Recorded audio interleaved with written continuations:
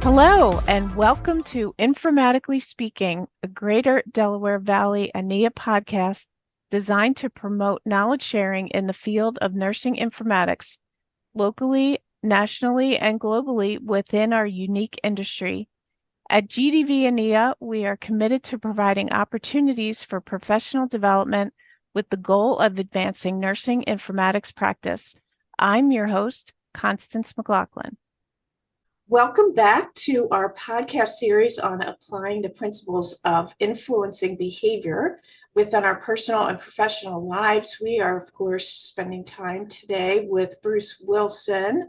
Welcome back, Bruce. Thank you, Constance. And I think this is episode 8 of our series. We're coming down the home stretch. Indeed, we are. What are we talking about today?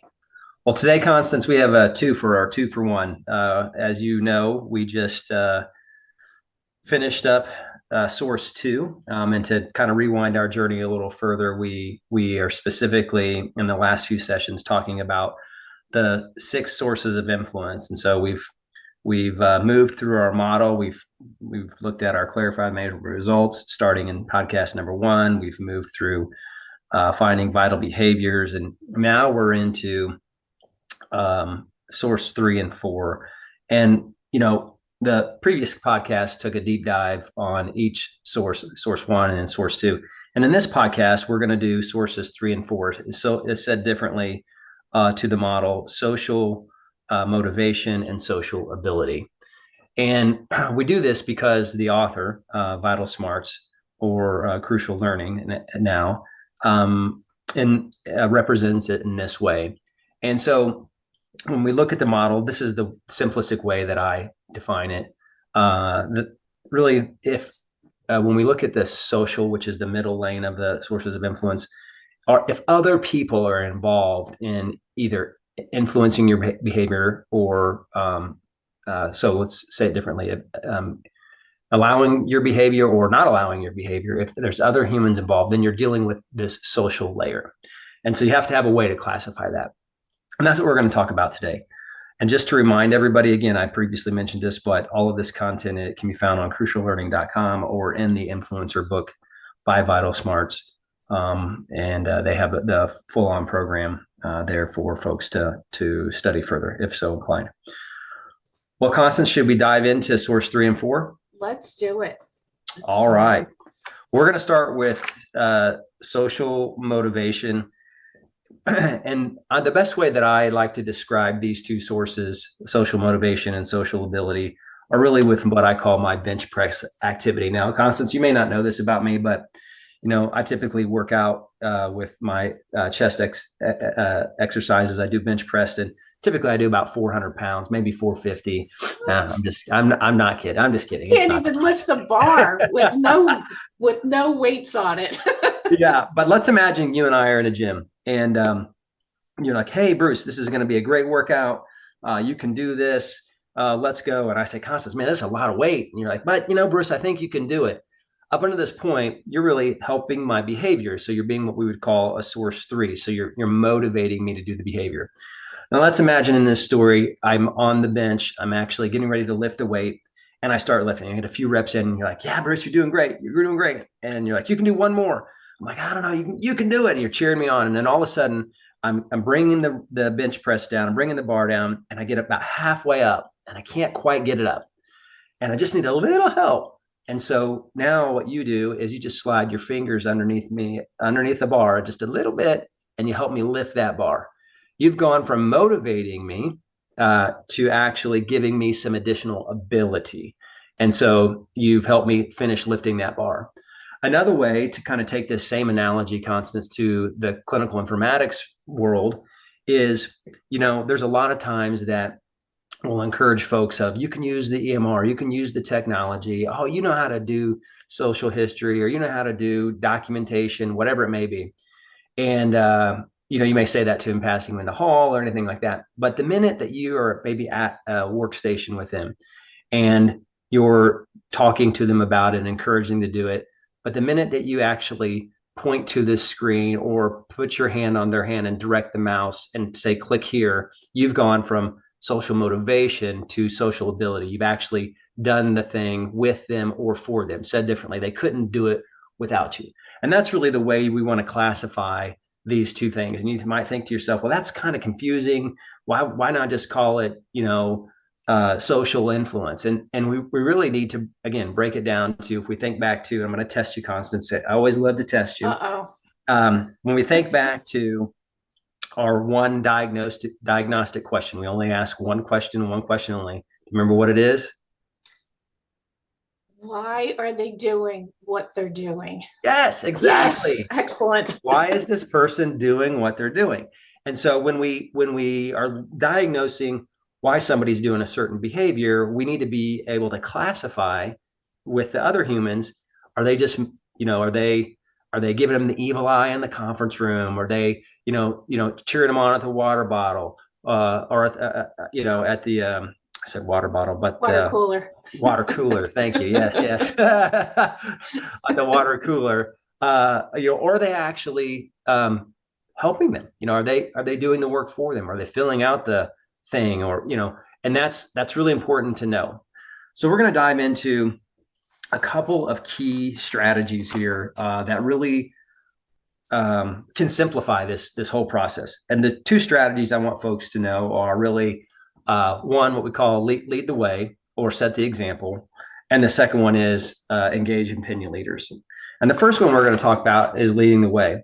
Constance, have you ever had to undergo any kind of change initiative in your organization? I know this is a loaded question, but just go with me here. All the time. All the time. All the time. And have you ever tried to lead the change yourself? Oh, yeah. Okay, so I'm going to ask you, how committed have you been to the change? So I am very committed to the change. It's trying to get other people to commit to the change. Okay. And now I'm going to ask you a really tough question. Yeah. So you say you're committed. And I love this question because, Constance, most people are as committed as about a kamikaze pilot on his 39th mission, which that means they're not too committed. And so I'm going to ask you this. Think about what you did or what you said to demonstrate sacrifice as a commitment to the change. Sacrifice as a commitment to the change. Well, I mean, this is work stuff here. So, I'm Yep. not throwing myself out of the airplane for sure. Well, I know, but you probably, and see, this is the thing, we do these principles all the time, but we don't categorize them or classify them and realize that we're doing or using them as a tool. And that's really what I want our listeners to think about. So again, just simple question to you is, did you do or say anything that you would classify as a principle of sacrifice to show your commitment to the change? Well, thinking back on it, I probably did not demonstrate something as fully because, when we're trying to get people to do this particular thing that I have in my brain, it really relies on their expertise and their commitment, not so much mine, but I'm offering my expertise and my experience in this. Yeah, so I probably could have done better. Okay. Well, I'm going to allow you to give yourself a grade here. Let me give you a little bit of a framework to work with. Okay. My guess is hearing what you're saying. If I were to say, Constance, give me a grade right now, you'd probably say maybe a C. Now, I'm not trying to put words in your mouth, Constance, because we know that's not sanitary, but I would say you probably, I know, I got to get some laughs.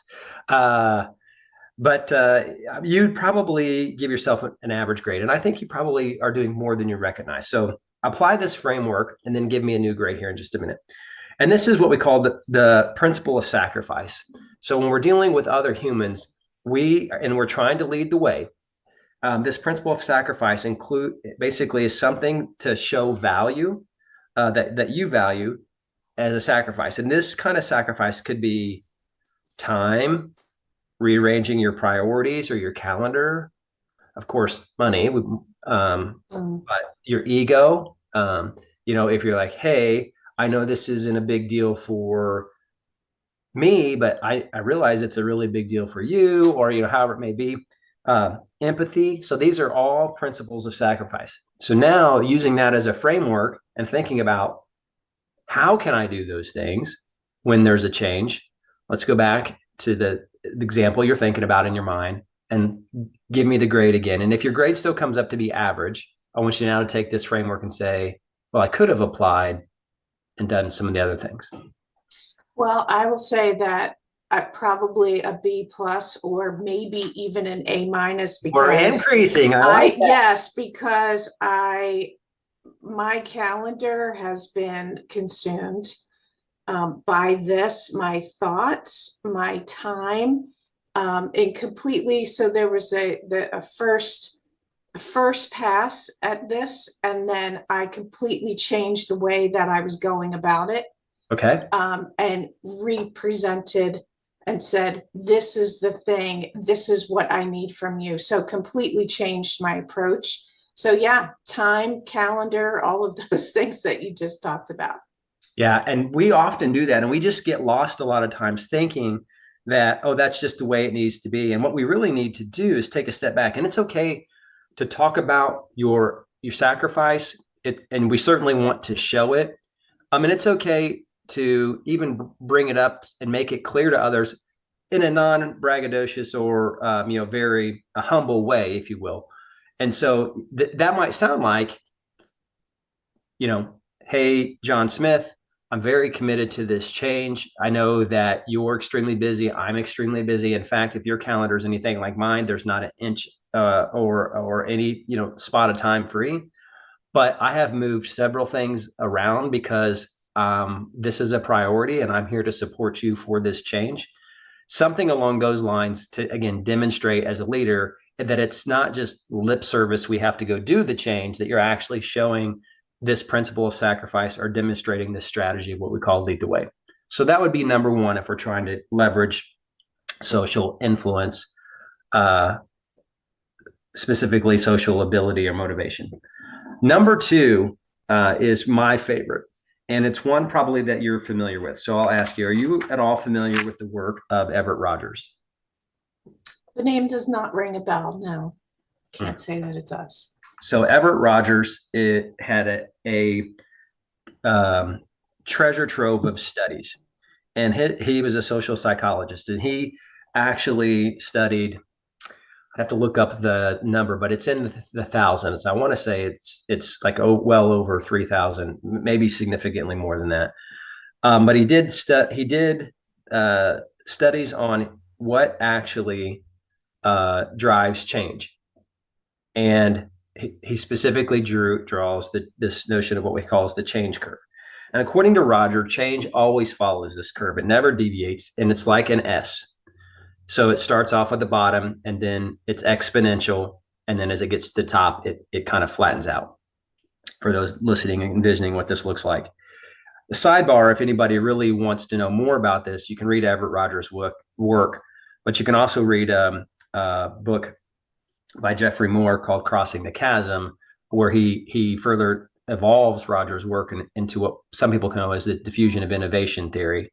And but the work in this opinion leader really is, as humans, and this is really fascinating. Rogers' work is very fascinating and groundbreaking with regard to change.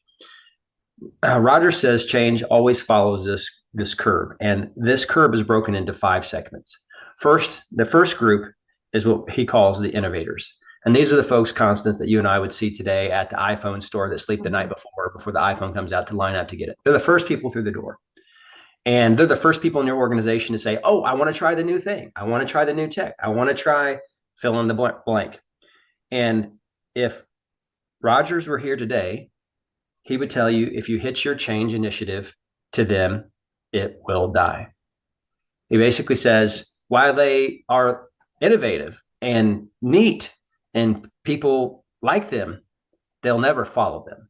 Right. The second group of folks that Rogers talks about is what we call the early adopters. And these are the folks that will wait until the innovators are through, and they are well liked within the organization.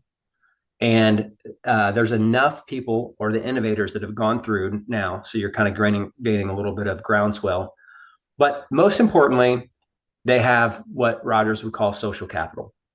So they are, Constance, I'll kind of share my age with the audience. There's a commercial back in the day, and it's in the 70s and 80s. You can probably help me finish this sentence. For those listening, you might get a chuckle out of this. Commercial came out, and the commercial said, when E.F. Hutton talks, People listen. people listen. So yes, it's good to go back, isn't it? We remember those things, but that's exactly what Rogers would talk when fill in the blank talks, people listen. And these are the folks that you want to really elicit your help with. The third group Rogers talks about is the early majority. And the early majority will never come along. And this is, if you're looking at that S curve, it's really starting to get exponential at this point. Mm-hmm. That the early majority will never come along until the early adopters do. And he further goes on to say, then there's a late majority. And of course, those folks will never come along until the early majority do. And then lastly, the laggards. And we all know the laggards. We have what we call the squeaky wheel syndrome within an organization or a group of individuals. And Rogers would, again, to kind of circle back, he would say most people will start with the most vocal or the squeaky wheel. And that's exactly what you don't want to do. You want to go to that second group, the early adopters, and you want to find the folks that have a social capital. And if you do, you're going to inherit tremendous wealth with this change initiative you're trying to do. Well, that's great, Bruce. So we talked about Rogers, and he's always, said, hey, change always follows this curve, and it does. And so how do I find these early adopters? And then when I do find them, what do I do? What do I ask them?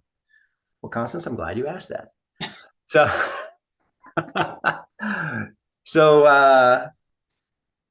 how do you find them?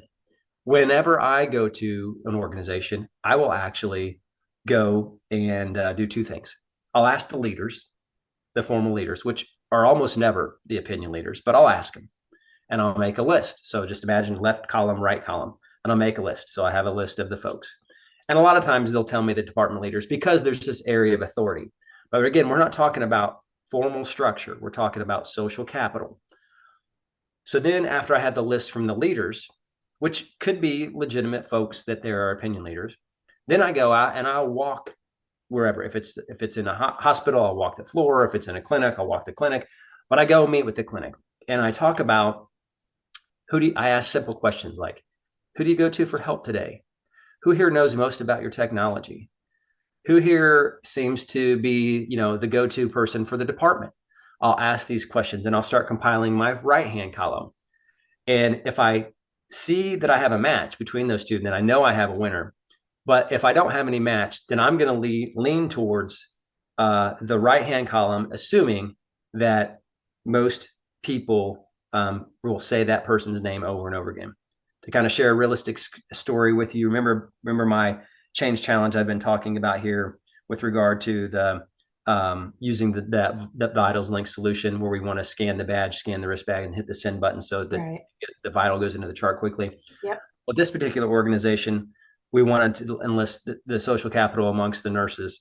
And so I went around the floors and I started asking the nurses, and I specifically started it in the ED because that's where a lot of people come in. They want to use that solution. They need to use it. And I said, hey, and I started asking, who's the nurse here that everybody goes to for just general help? Who's the person that everybody goes to for technology help? And I started asking these questions, and it almost always came back to be the same person. Now I went around to other floors as well and asked the same questions.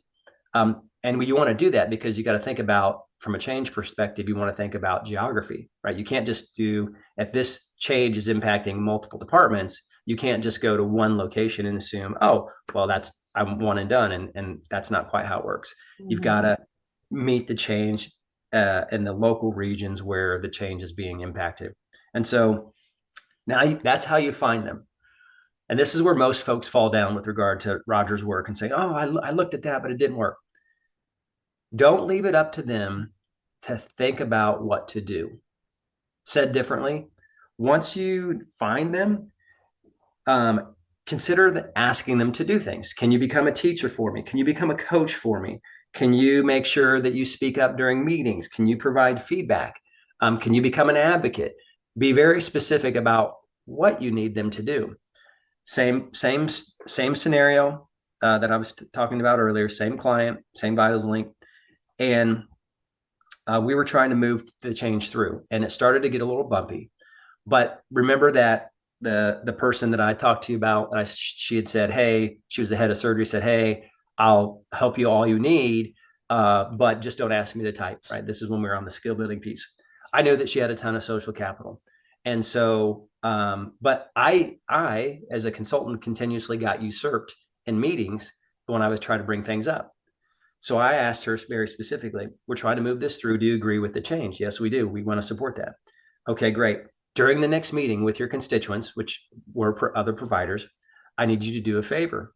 If I start being usurped and you agree with what we're trying to do, I need you to speak up and say that you're basically on board with it. So she did. So my question to you, Constance, maybe being in a similar situation, is what do you think happened when that happened? Well, because she's a social influencer, they stopped butting up against you and let you finish. She probably said, look, this is what we need to do. This is the way we're going to move. And they agreed because she has that clout. It was very similar to that, but it took a little bit of a different form. Full of conference room, full of providers and nurses, predominantly providers. She spoke up, but it was her speaking up that was the catalyst. They didn't immediately just abdicate to what she said, but her speaking up spawned another person to say, oh, wait a minute, maybe we should. And then another person. And by the third person, we had a groundswell, and then everybody pivoted and capitulated. Nice. Yeah. Yeah. And so that's the notion of identifying ahead of time who these folks are so that you can inherit their social capital or their wealth and use it to help influence the behavior you're trying to get. I love that because, what was in my brain when you were asking me about change a few minutes ago, the scenario that I was giving you, which didn't give you much to go on, but that scenario that took my time and my calendar and my energy, I actually had someone in that very first meeting, which I realized at the end of the meeting that I needed to change my approach. She was the only person that spoke up in the meeting. And I thought, she's the person that I need on my side. So yes. In 2 weeks or so, I connected with her, said, I need your voice to help me push this over the line. I'm going to rethink it. Can we meet again? Can we this and that? And she's been along for the ride with me ever since. That is fantastic. Yeah. So I'm happy to hear that. I did something right. And I didn't even know I was doing it. That's the best kind. Now, well, I'm not so sure about that. We actually want to be calculated here when we're using these tools, but nonetheless, good for you. But you're not off the hook that easy. So let's go back to your own personal influence challenge, because this is one where I might ask, we thought about in source number 2, which was personal ability. Was there any kind of skill building necessary for your influence challenge? We really decided not really, right? But for here, again, within your family, is there any way that you could apply social influence to your influence challenge? So to remind everybody, my influence challenge was to enable and cheer on my son to clean up after himself and put his dishes in the dishwasher. Yep. And we've been talking about it every episode. So this one, actually, when we started talking about motivation and ability, you gave the example of lifting the weights. Yes. I immediately thought, because I knew you were going to ask me about this, but I immediately thought, what did I do? So what I did was the last time it was just, I don't know, a couple days ago, he picked up his dishes from the table, walked into the kitchen and placed them in the kitchen sink. And what he does is he places them, and I wish people could see me. You can see me. He kind of puts them in and looks at me as he's putting them in the sink. And he stops there for a minute and he looks at me to see if I'm going to say anything. So he knows that he should be opening that door and putting it in the dishwasher. So that's what he does. So I walked in there and I said to him, let me just ask you this question. No judgment. I just want an honest answer. Why do you put your dishes in the sink when the dishwasher is right there? Like it's right next to it. And he said, shrugged his shoulders and said, I don't know. That was his answer. So we talked about it, and here comes source 3 and 4. So I opened the door of the dishwasher for him. Source and 4. I said, all you need to do is open the door. And he started, and he put his dishes right in the dishwasher. So I was ready for this question today. You Bruce. were. You were. And, for those folks listening, just to really kind of dissect that a little bit, the moment he started looking at you in the sink, you could have given him the evil eye, or you could have given him the point to the dishwasher. Those would have all been examples of sources 3 and 4, and really more source 3, specifically if you gave him the evil eye and you pointed to it, to have him, to influence him to go ahead and open the door. The fact that you opened it for him, you moved into that, again, that source 4 realm. Yeah. But either way, and then also, if there's others in the house that maybe could also be, could be along, I don't want to say cheerleaders, but they could say, hey, I know this is the way that we want supposed to do it here. This is our dish mantra, this is how we do it. They can get along and help you. Again, there's power in numbers. And so they could be part of the process as well. So yeah, that's really it. That's sources 3 and 4 in a nutshell. It's not too, complicated or complex, but using those two strategies, leading the way and enlisting opinion leaders, are extremely useful tools when we're trying to utilize source 3 and 4. Excellent. Before I let you go, yes, I do want to ask about the laggards. So when we talked about that bell curve with sure, the early adopters and all that, and I'm sure everybody listening has seen that image. Yes. But what we were always taught, and I'm sure people would agree with me that are listening, that to bring in the laggards, to win over the laggards and have those people that are overly opinionated and don't like what's happening, if you win them over, they will be the biggest cheerleader. So what you were saying is to grab those early adopters. And I've had, if I could speak today, I've heard that before, is to grab those early adopters because they're the ones that will really help you take it over the edge because they have that social influence. But what about the laggards? Because they have that social influence too, but in a negative way. I get this question all the time. And it's a little bit slippery. I'm going to say that. So what I'm trying to say is there's no hard and fast rule, but I'm going to tell you how I've done it. Okay. So there's this notion with regardless laggards or anybody, that if you don't include me, I'm going to feel relegated and less likely to be part of your change initiative. So therefore your mind says, well, I want to include them. So that's just one thing that's outside of Rogers. That's probably where you've always heard, like, include those. However, again, I'm going to talk out of my mouth and then I'll talk as if Rogers was here. If Rogers was here, he would say, don't focus on those folks because they have a higher likelihood of derailing what you're trying to do. And that, like a roller coaster, if we think of a roller coaster, in fact, last week I got to ride this amazing Velocicoaster at Universal Studios. It was so cool. But think of the roller coaster, right?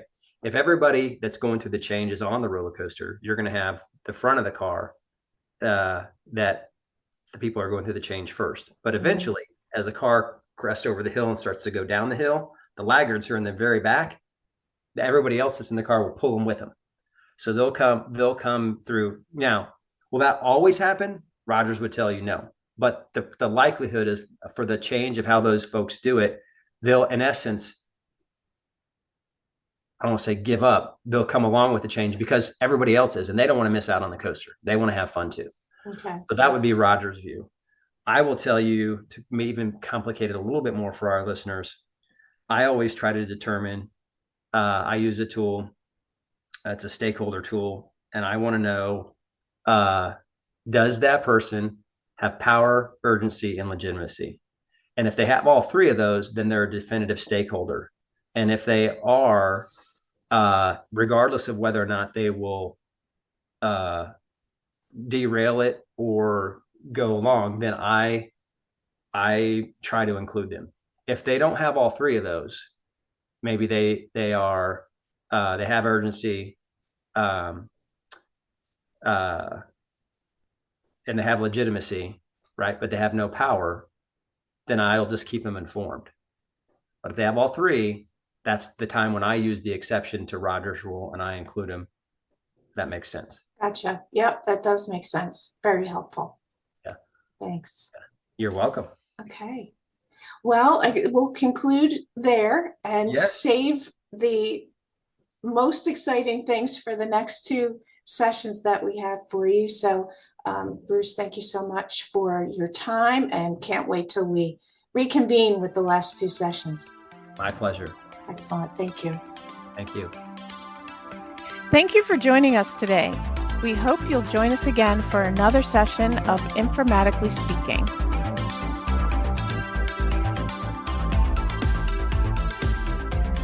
This has been a production of the Greater Delaware Valley chapter of the American Nursing Informatics Association.